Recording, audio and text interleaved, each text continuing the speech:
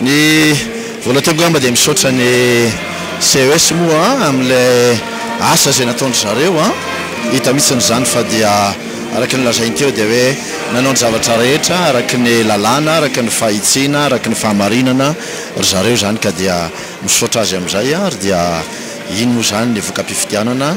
isaoran'Andriamanitra fa dia tanteraka soamatsara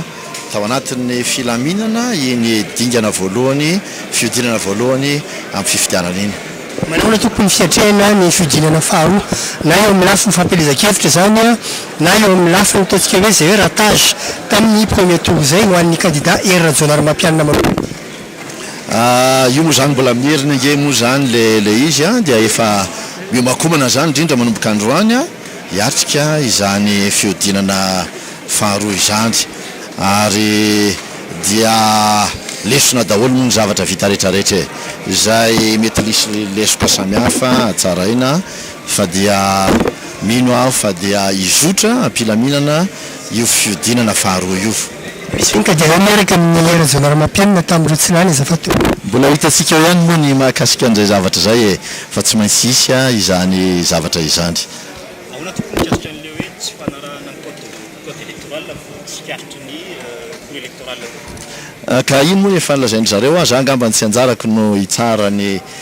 didim-pitsarana fa dia tena raisina mpanetretena mihitsy n'ilay izy. Ahoana ny anitsina zany mandritra ny campagne mandritra ny bozaka. Ka lizy nge ny anitsina azy moa dia efa voaray ny zavatra rehetra raha tahinika hoe tena lesoka le izy dia horaisina le izy ho ampitaina amin'ny mpanohana rehetrarehetra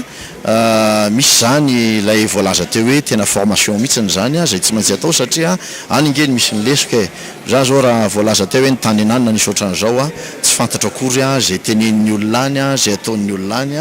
nefa moa dia misy fiatraikana ty amin'ny tena ka dia raisina le izy fa dia misy zany ny toromarika zay tsy maintsy omena, misy ny fampianarana koa zay tsy maintsy omena andreny olona mpanohana rehetrarehetra reny sy mpiara miasa rehetrarehetra indrindra ny amin'ireny bureau de vote reny zany.